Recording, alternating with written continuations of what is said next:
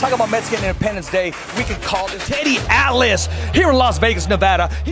You heard from the champ himself, knocking out the competition. Good evening, everyone. I'm your host, Richard Ortiz of The Fighter's Voice, the only voice that matters. And unlike our guest tonight, JC LLAMAS, he'll be one of the main fights March 8th in Porterville, California, Eagle Mountain Casino, Big Dog Bare Knuckle Boxing. This guy has a great resume, MMA, rapper, actor, you name it, grappler, coach, entrepreneur, the list goes on. And I don't even know where he finds the time to do what he does. He's constantly training. He's constantly on the phone. He's making appointments. He cares about his pupils, but yet he's going to be one of the main features March 8th, and you don't want to miss it. Big Dog Bare Knuckle Boxing making its debut. And, make sure you buy your ticket. Welcome to the show, JC. Thank you, everybody. Gracias, brother. Thank you for inviting me to the interview. It's been a long week, but we got it done. We're going to make it happen. We're going to make a great one. I'm very, very blessed with all the blessings that God gave me, brother. I'm very happy with my life. Everything, love, peace, and balance. And on top of that, I get to fight. So that's awesome, bro. It's a bonus for me. You've never turned down a fight or a challenge, even when you had to lose weight. I mean, I remember one time you had to lose a lot of weight for a boxing match and for a bare knuckle match, and you always made weight like a professional, and you always left everything inside of the cage, the ring, the mat, wherever it's at. Look, this is the trick, bro. And a lot of fighters doesn't know this, but the trick is you got to know your fruits and vegetables. You got to understand, for example, one tip that I'm going to give to all of you guys right here. Okay, we're listening. Which fruit in the world has the most protein in the entire world? Which fruit? Tell me. I'm going to take a guess and say spinach or maybe fruit. Okay, I'm thinking vegetables. Yeah. Orange. I want to say orange. The guava, it has the most protein out of all the fruits in the world. So if you train and then after training you get two guavas, you have the protein of like a chicken piece or steak. You know what I mean? Yeah. So whenever you start understanding, like, for example, watermelon, what is the watermelon for? The watermelon has an amino acid that works as a thermogenic to make you sweat.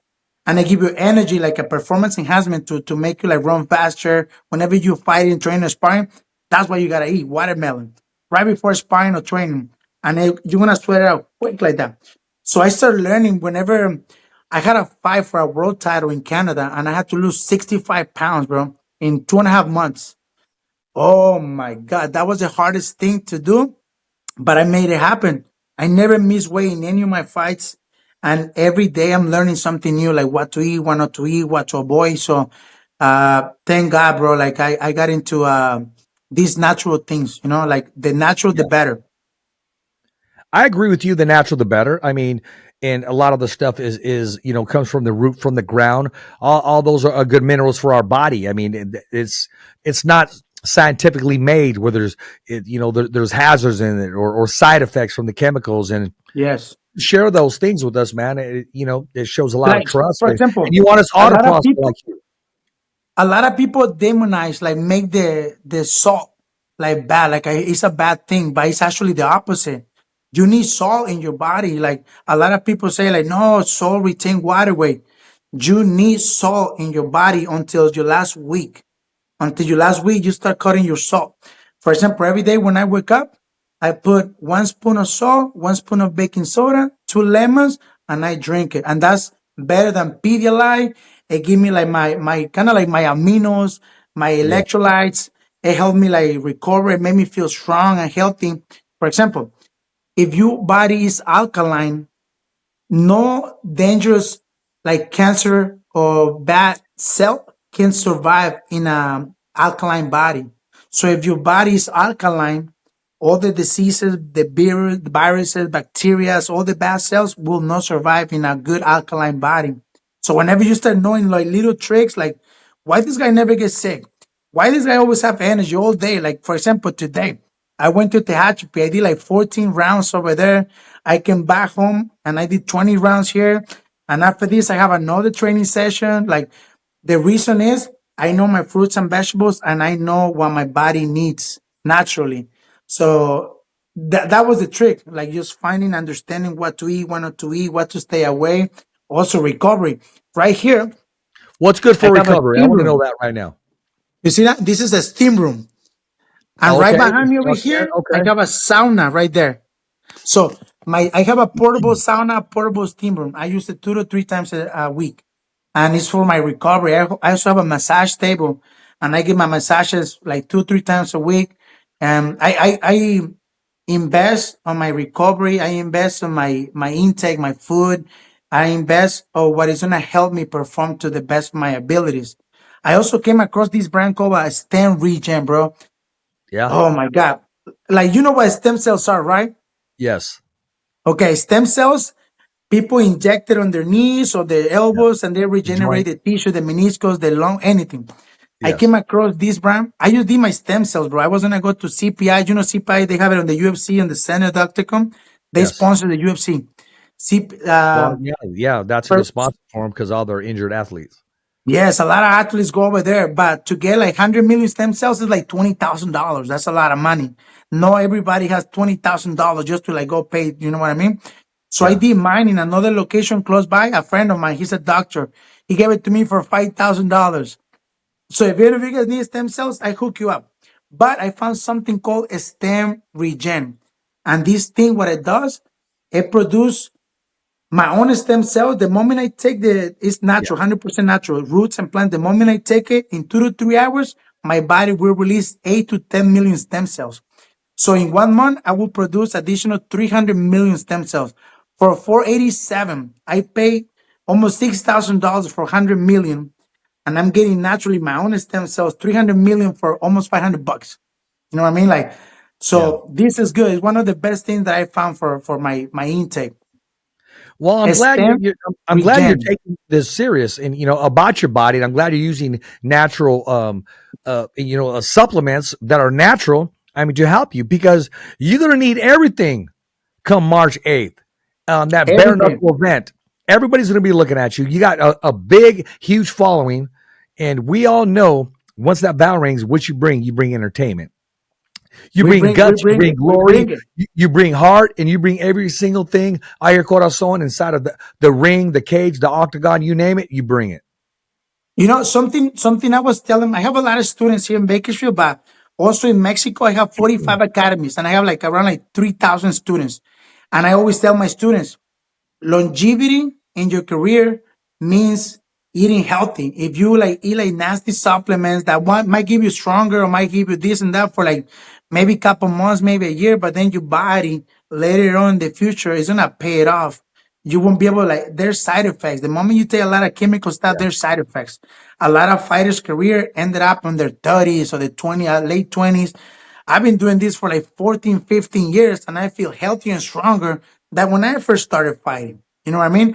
And I tell my students, like, you gotta eat right. Like, even as a little kid, like, stay away from soda, stay away from Cheetos, stay away from candy. Like, eat healthy, grow your own vegetables. Like, learn how to produce your own food supply. And a lot of them they're already doing it. And I have an army, bro, of future world champions in my gym. Actually, 22 are fighting this Saturday. 22 of my students are fighting this Saturday. Are they fighting like all over the world? Is it MMA? Is it boxing? Is it It's judo? What is we're it doing exactly? boxing, jiu-jitsu, MMA, and kickboxing. And we had 10 of the best gyms around California coming over to my gym to spar with us. We have Yeah. a Tehachapi, Macias.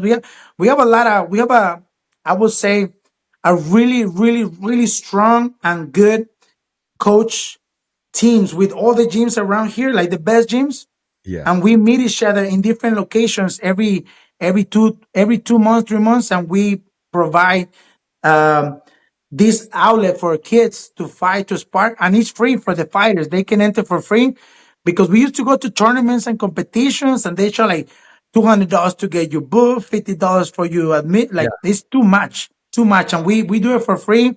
We give everybody medals. Sometimes I get sponsors, and my sponsors like sometimes give away like gift cards for like Starbucks or like food or like we help An we try to incentive. help our community. Well, And I get that's cracking, good. bro. Well, that's good. I mean, we talked about on the top of the show how active you are and how busy you are, but I want to talk about how you manage to make time for this event coming up, man, because a lot of people will be attending this event. I mean, you got Big Dog Bare Knuckle Boxing making its debut, its promotion debut. I mean, do you know anything about your opponent, and what can the fans expect from you once that bell rings? Okay, well, it's honestly, I know Labar for a very long time. He's a good friend of mine. He he fought in the same event that I fought in Valor BK, like the first ever event, Valor BK. We were the Yeah, pioneers of that event. And then in that fight, I put a whooping on this guy named what's his name? Mike Royman. Some guy that think he got banned from Bellator from doing steroids, that guy. And I yeah, whoop his ass, and we supposed to fight again. And then he's been I docking me remember for that. like 3-4 years. He's already the right now he's the current world champion at BKFC. But Yeah, because he's been docking me, bro, for like 4 or 5 years already. And then the guy that I'm fighting now, his name is, I think, Joy Cabezas. We supposed to fight long time ago, MMA. Something happened with the event, and he didn't show up. I ended up fighting somebody else, and now we're gonna do Bird Knuckle. What do I know? I mean, I don't take any opponent for granted. I everybody that I fight, I expect them to bring the best of their abilities because I want to put a show. And something that I'm known for is that I always get fight of the night, knockout of the night, submission of the night, or best comeback of the night. But it's always something crazy. I'm always doing my crazy flips, kicks. So I put a show. I'm a showman. I like to do that, and I have nothing personal against my opponent, nothing against anybody. But I go there to whoop your ass. I go there to try to knock you out, and I hope you bring it the same way because that's how we can make classics. And I just love fighting, and nothing personal. It's just show. To me, it's just entertainment, and I'm doing this because I truly enjoy it. And how do I manage it? Well, man, lately I own a couple new businesses. I have a studio, photography for film, video. We got a producer of the year. I got an award for best music producer of the year for 2024 for the BMA. And I produced a couple tracks for different mainstream artists. I did a track with The Game, the famous rapper with 50 Cent. yeah, Uh, and the thing is, I don't work. Like, that's my job. Like, do things like this, like train, do yeah, music, and that's not work for me because I love doing this. So I have like a specific time from this time to this time. I do music from this time to this time. I train. I spend time with my son, with my family. I work in my backyard. I like to plant trees and grow vegetables and all the stuff. Then yeah. I go run.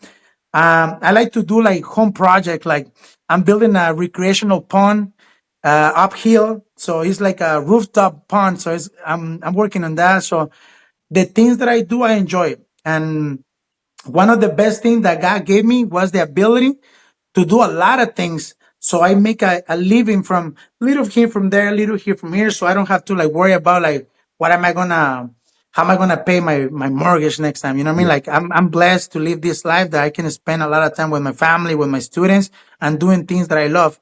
So I don't see it as work, and I manage my time right. I would like to show you. I have a calendar, like a huge calendar Yeah. from every single day, and what am I gonna do every single day? What time? Also, my food intake, like what am I gonna eat? What time? And after that, what am I gonna do? Train? How long? And what I'm gonna do? And after that, what am I gonna eat? So I have everything scheduled all the way to my fight day. So I'm very organized in that way. And whenever I have free time, I write music, I write lyrics, so I produce music for other people. But it's something that I love, bro. I love my life, bro. Like I'm very blessed. Like God gave me a beautiful life, bro. I'm laughing because I was going to call you the modern day Hector Macho Camacho of MMA because he was full of life. He was full of, he was flamboyant. He didn't waste a day. He made, he made every day count, whether he was boxing, dancing, moving around, buying cars, working out, or whatever he was doing. And he enjoys life. Um, Kind of like if a friend of mine, Regis Prograis, former undisputed world champion, two-time world champion. As a fighter, he'll go swimming with sharks. He'll go capture alligators, jump off a parachute. Damn. he just does all kinds of stuff. He enjoys life. So when Yeah. I hear you with the same zeal and the same energy, I mean, there's only a couple of people that God gave all that energy to you and you're one of them. So to know that you always excel at the highest level, but at every single thing you do. I've seen your videos. I've seen your productions, from walking on the beach, singing love songs, to kicking somebody's ass in the cage, to having people and telling them how to live right, how to eat right, how to be, a good father, a good brother, a good husband, a good father. And you're about it. You practice what you preach. But I want to get down to this. March 8th, Porterville, California. You've been all over the world. Why Porterville, California? Why Big Dog Bare Knuckle Boxing when you can fight anywhere in the world? Why did you accept this event, and why did you accept this challenge coming up March 8th?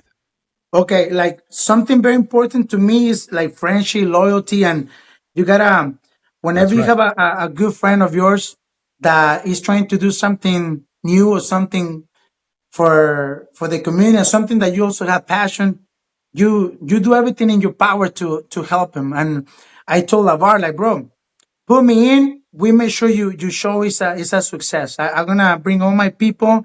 I'm gonna put a badass show. I'm gonna give you a fight of the year right here, and we're gonna make this thing grow.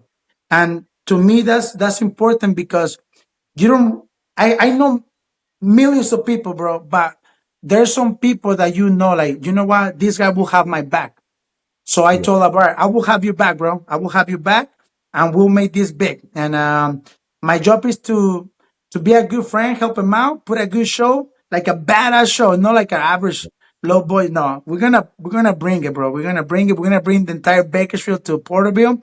And the That's reason right. why Porterville, because it's really hard for me to find local fights here in my hometown. All my fights are like either out of the country or New York, Las Vegas, Miami. So it's hard to find um, like a local promotion here that will bring. I was not to be rude or disrespectful, but to bring somebody at the highest level to match. Because I was having a hard time getting an opponent, bro. Lavar was telling me like, "Hey, bro, like it's hard to get you an opponent." And whenever he told me, "I got you one," I was like, "Oh, let's do it." So that's why Porterville, because it's close to Bakersfield. Porterville was my first fight ever.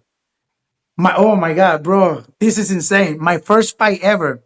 I never trained MMA, boxing, anything. I was doing jiu-jitsu. I was a white belt. 5 months and a half. I wasn't even got my blue belt yet. I needed money. My grandma was sick. She got cancer. We had to pay for the therapies and all the stuff. And they told me, my mom said, we owe this much money. The doctor say if we don't pay by this date, she will not receive her next treatment. So I need you to come out with this money. And I was broke, bro. I have nothing on my pack. I already sent everything I had. I started asking for friends. Nobody lent me nothing, bro. So one guy that I used to fix cable internet and stuff like that. And Yeah. I asked that guy, "Hey, bro, I hook you up with cable, like your family, if you lend me this money." And he said, "No, bro, I don't have that kind of money, but I'm a MMA fighter manager, and one of my fighters canceled. He got injured, so he's not fighting, and they looking for an opponent at 170. You look like you are around that weight." So I checked my weight. I was 197. And he said, "You want to fight? It's in 3 days. It's on Friday. You have to make weight." And I never fought before, not even spar yet. You know what I mean? Yeah. Like I didn't even have mouth guard or MMA gloves. I only been doing jiu-jitsu for 5 months. And they gave me one of the best fighters in California, Gabriel Gill. He was an undefeated professional boxer. He was a badass, but it was his first MMA fight. So the promoter, they told me like, "Oh, it's his first fight. He never done MMA before." Lying. They were lying. So they give me these beats, and this I is a want to know funny story. I want to know that promoter's name. I may know him actually. You can tell me later on. I'll let you know. I don't want to burn nobody, Yeah, but no, I hear you, I'll but I let you probably know know who he after. is. So this is what happened. This is a funny story. I went on YouTube, find out how to cut weight, and basically I didn't need nothing for 3 days. And very little water, just sips. I Yeah. passed out twice, bro. I almost got fired from work because one of the clients Wow. called break out it's called a Spectrum now. They Yeah. called because they said I was sleeping in the couch. I passed out, bro, in the couch. And in another client, I was fixing the attic, like the cable in the attic, and it was Yeah. hot, bro. It was like July something. I passed out, bro. And the thing underneath my uniform, I had my sauna suit, a sweater, and then my uniform. And I was in the attic without water for 2 days already. I passed out, and then my hand was hanging because I ran to try to get out of the attic because I feel dizzy. Yeah. And then I almost made it out, and my hand got stuck like at the end of the entrance of the attic, the Yeah. entrance. Yeah. And my hand got stuck like there. And then I just feel the client with a broom hitting my hand. Say, hey, hey, hey, you okay? And I opened my eyes and I was like, oh, yeah, I'm fine. I'm fine. I just closed my eyes for a second. I'm fine. I was like, no, bro, you've been there for 2 minutes. I was like, what? No, I just closed Wow. my I thought he was joking. I almost got fired from that. Then I went to the weigh-ins and I didn't know who my opponent was. I only knew his name, Gabriel Gill. And Yeah. I thought he didn't have any fight, so I didn't even research. And when I got there, it was Gabriel Gill. He was like a bodybuilder, like huge, bro, like huge, like huge. And there was a skinny guy, short, and a fat guy, short. And I thought one of those two guys were my opponents. So I started like mad dogging, like giving them that, like, like giving like Yeah. you're gonna go down. But it was none of them. And whenever they say to the waist, to the scale, Gabriel Gill and JC Llamas, and none of those guys got up. I saw Gabriel Gill getting up, and I was like, holy shit, there's no way that's my opponent. He's way too big. So I got to the scale. I stepped in, and I was 170.5. He was 169.5. I was like, there's no way. So I make him go back in the scale again. I said, like, jump in the scale again. There's no way you 160. There's no way you're smaller than me. Yeah. He get on the scale 169.5. And I was like, move. I think this is wrong. And I stepped 170.5. I was like, there's no way. So I asked Paul, the guy that got me the fight. I was like, bro, I look like a tweaker right now. Like my chains are so thin. I look like I've been on crack my whole life. Like there's no way. Why he doesn't look like that? And he said, well, he's been training for 3 months. He was gonna fight my guy, but my guy got injured. So you his replacement, and you cut weight in 3 days, 27 pounds in 3 days. That's why you look like that.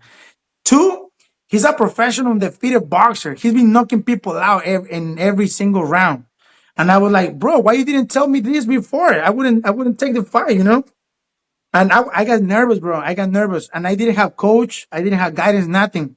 So as soon as I step in the scale, I went to get hamburger and a 2-liter Coca-Cola. I didn't know. Oh my God. I started puking. I got diarrhea. It was bad, like horrible. The worst Your thing to body was do. rejecting it. That was the first thing my body ate after 3 days that I haven't eaten no food. You know how bad it was bad. I almost canceled the fight, bro, because I was gonna go to the hospital, but I was like, I don't have insurance. So I don't that was like 14 years ago in 2011. Right now I have insurance, okay? So don't worry about that right now. Oh, So you're good. whenever I got there, I was so nervous. I was in my head thinking like, man, this guy's gonna kill me. This guy's gonna murder me. But if I lose, I won't be able to have enough money to pay for the medicines for my grandma. So I Yeah. have to win. But he's been knocking everybody out in boxing, and I don't even know how to box. So I was like, fuck it, let's do it. Let's do it. Right. So 30 seconds in the first, I was swinging like a gangster, bro. I didn't know how to fight. So I just swing, swing, swing, swing. And I got tired. First 30 seconds, I got tired. My arms feel heavy. I was breathing heavy. But I was like, I can't quit. Like, I can't quit. Like, I can't. Somehow, when I was swinging like against it, I was closing my eyes and biting my mouth got it. And I was swinging. Somehow, the punches that I was throwing, they were landing. And the punches that he was throwing, I had my eyes closed half of the fight, bro. I think God was helping me because the That's punches right. was passing next to me, next to me. I feel like the cartoon, whenever the cartoon, like they found like a wallet full of money and they dropped to grab the wallet and then Yeah. a big rock passed over the head. Like that's Yeah. how it felt. Well, the punches And I was like, were coming your way. yeah, I got too confident. Like he's not landing nothing. He must be not that good, but it wasn't that. He was 10 times better than me, like by far. Very technical, really good fighter. And I just keep swinging and kicking, swinging and kicking. And first round's over. I was done. I couldn't get up for the next round. And they said, no, get up, let's go, let's go. I was grabbing the cage just to get up. I was like, oh my God, so tired. I kept going, kept going, kept going. And then he barely tapped me, like barely, like, boop, like really like, bah. cut me open, bro, like huge cut right here. I start bleeding everywhere, everywhere. And every time I get the blood out of my eyes, he starts swinging, and those punches were the one that he actually landed. So the moment I feel the punches, I start swinging back. I kick so much his leg, bro. I messed up his leg. And then the third round, I couldn't get up, bro. I grabbed his leg and took him down and throw two nasty elbows with this right in the jaw, like heavy, like clap, clap. And I thought, oh, this is over. Like he's gonna quit right now. I'm about to do the third one, and the referee jump in and stop the fight. And I thought I already won. It was the timer. Se acabó. Over. Yeah. Next round, I couldn't get up. And a good friend of mine, he actually just got murdered. He got shot. Like rest in peace, Ronnie. He's the one that was helping me, guiding me. He was telling me, "Do it for your grandma." Oh my God, bro. That changed everything, bro. The moment I heard that, I wanted to cry, bro, because my body couldn't function. I couldn't get up. And I screamed like, ah. And I went back in there and I kept swinging, bro. I kept swinging and punching until the end of the round. He gave me a nasty body shot, like heavy. Boom. In the liver, bro. Made me speed my mouth guard. My mouth guard fly, and the referee came to me and tell me, if you speed the mouth guard again, I will deduct a point. I wanted to tell like, bro, this motherfucker almost killed me with that body shot. I didn't speed it on purpose. Like you didn't see. And I put my mouth guard and I keep swinging, and I keep going. And he kept telling me like, do it for you, grandma, JC. That just gave me like the energy that I needed. The three rounds over, I was done, bro. I was done. I don't even know how. I felt, I swear to God, I felt that I was going to have a heart attack, bro. And Oh then man, you pushed it. the winner I think it was unanimous, by unanimous decision in the blue corner, JC Llamas. I was like, oh my God. I was so happy. Not because I won. I feel so happy because I will have the money to send to my grandma to pay for the medicines. And then a That's lot an of people amazing start telling story, me, bro. hey, bro, how long you been fighting? I was like, bro, I just started. Like around three. He's like, 3 years? No. 3 months? No. 3 days ago. They told me, and actually I haven't even sparred yet. This is my first sparring session. Nobody believed me, bro. Nobody believed me.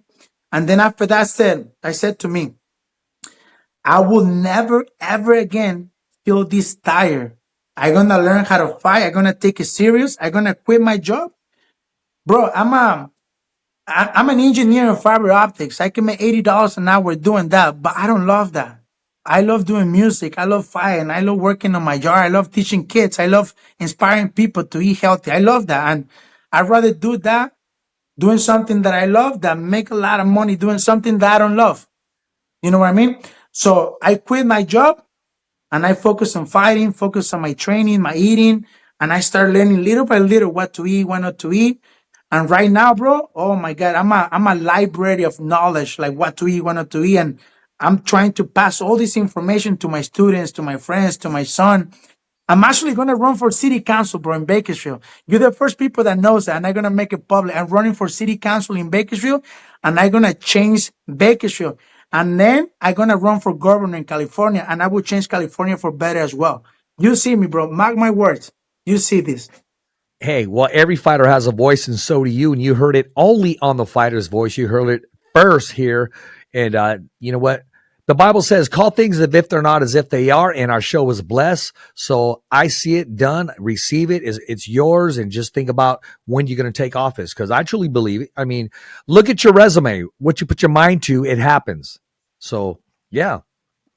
I see One it of the happening. things, bro, that decided me to run for city council, I went to the library to get some books for my son. He loves to read, bro. We love to read. And I saw in the kick session some like pornographic books or like kids having sex with other kids, how to do it. And I was like, this is nasty. This is not right. And it just pissed me off that things like that is acceptable. And they like our schools, like a lot of our schools are teaching those things, bro. And I don't think it's right, bro. Like, I don't think like I respect everybody for whatever believe, whatever they want to do with their life. Yeah. But you don't influence other kids to do all the things that they're not natural. You know what I mean? Yeah. And that's one of the main reasons I want to make sure my kid and the people around my community, they have a healthy environment, bro. Like a lot of these people, they just try to like, man, it makes me mad. Like thinking about those things, like they just try to take our kids, bro. They try to take our I, kids, I, and I agree with you. I know exactly what you're talking about. I work at the school, so I know what goes on there. And there's a lot of things, most of the things I don't agree on. I just, that those are my views. My hands are tied, but I will never compromise my faith. That's a given. And I'm glad, you're doing something about it. You're going to put your name in yes, the hat and you're going to follow whatever direction you need to so you can fix all those loose ends that are out there and all those bad advice from books that are easily accessible to our children. So we don't need that. yeah. And honestly, I never got involved into politics. I don't really like politics, but whenever I start seeing all these crazy changes in a country, in our families, and the crazy economy just go like bad, and the is insane. So I think like God told me, like, you know what, you gotta do something about it. I'm giving you this knowledge so you can do something about it. And a lot of people listen to you. A lot of people see you as an example, as a role model. So use your knowledge, use your abilities to help your community, and probably eventually the state. Like I'm gonna take this very serious, and I'm learning about politics to make sure I do my job right, and I can help as many people as I can. I already came with like a 10 different plans that we're gonna do in our schools. Like I give you one of them right here. All right, Okay, let me hear one of them. in our schools, when I grew up, they taught us about agriculture, how to plant your fruits, how to like your vegetables. They taught us about this. In our school system, they don't teach us that anymore. Now think about this. If you teach all the kids how to grow their own food, their own vegetables, how to survive, like things like that, and then on top of that, all the plants and trees that they plant and they learn how to grow, they plant them in local parks or in the schools. Just imagine every single park with oranges, lemons, with a lot of this fruit. The economy in our city will go up. We will export natural organic products all around our areas. Will the prices of you know how much is a lemon right now? It's like 50 cents, one little lemon. Yeah. You know what I mean? Imagine if we have like 20,000 trees in Bakersfield, the price is going to go like probably for free. You can go out of the park and get some lemons, oranges, pomegranates, your vegetables. And also, if you teach the kids Avocado. how to do it, they can plant those trees in their school. Because if you go to the schools, they don't have no fruit trees. They don't have no vegetables. You know what I mean? So Yeah. all those things. And the moment, for example, homeless. What do you think homeless are homeless because they don't have an incentive to not be homeless, because they make more money sometimes just by being homeless. They don't have to pay bills, they don't have to pay taxes, they don't have to pay nothing. But whenever we have a program as well for the homeless, like a crazy, like this will fix the homeless problem. But whenever you say homeless, like, hey, there's trees, there's fruit trees right there, go get some healthy stuff, let's get you back in shape. A lot of the homeless, they have like mental problems, and they need the psychiatric Medication. they need that. They do need that. But if they don't get that help, they're just gonna be there doing what they're doing. But whenever you have a program where you can help them, like uh mentally and also physically with their body, with what they're eating, and also you provide a shelter for them, and also show them a skill. One of our programs is we're gonna take like probably 1,000 homeless. Every day we're gonna take them to different places to learn how to do agriculture, how to like with the cow, with the chicken, to plant and stuff like that, so they can become functional. And they're gonna have food, they're gonna have drink, they're gonna have their own little place where they can live, but they also themselves gonna build that place. And eventually, in like 6 months to 1 year, they're ready to go work for that company. You know what I mean? So we have a lot of people getting involved into this.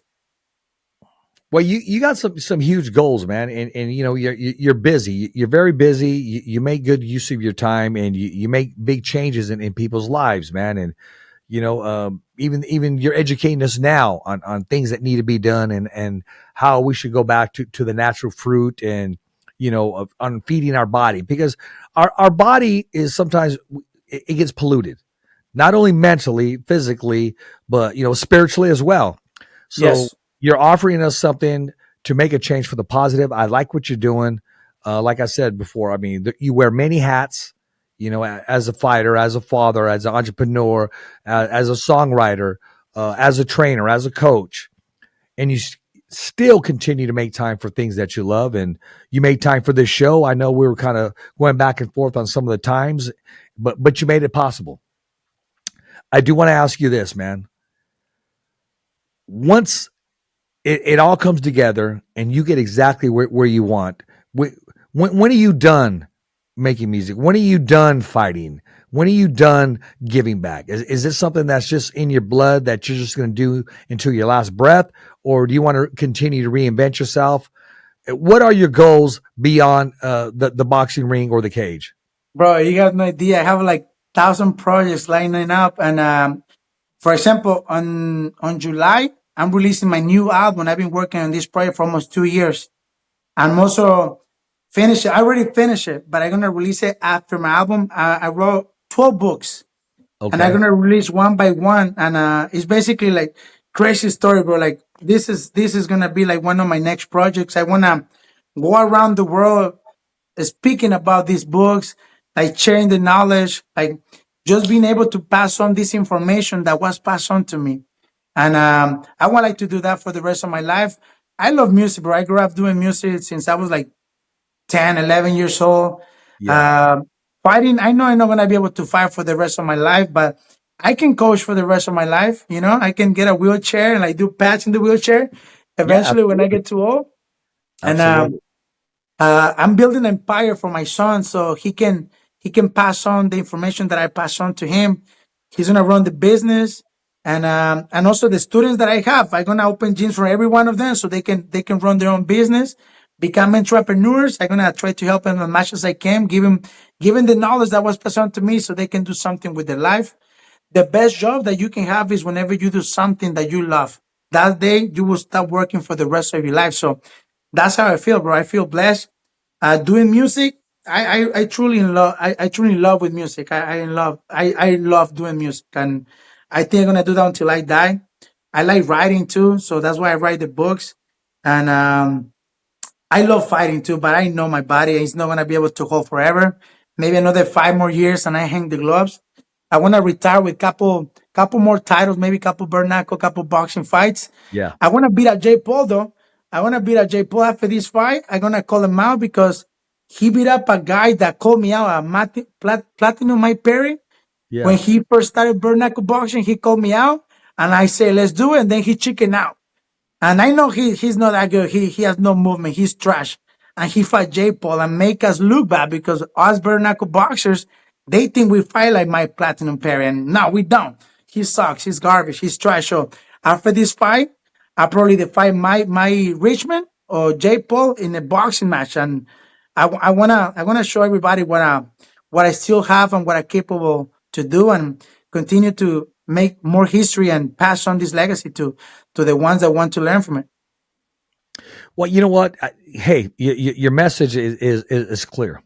And one message I want to get clear in our last 2 minutes: what can we expect March 8th from JC, the one and only? What can we expect from you? You're gonna expect the unexpected. Yes, whenever I fight, people can understand my style because I'm not a boxer, I'm not an MMA fighter, I'm a break dancer. So whenever I fight, I have crazy movements, angles that you don't see it coming unless you fight somebody that used to break dance.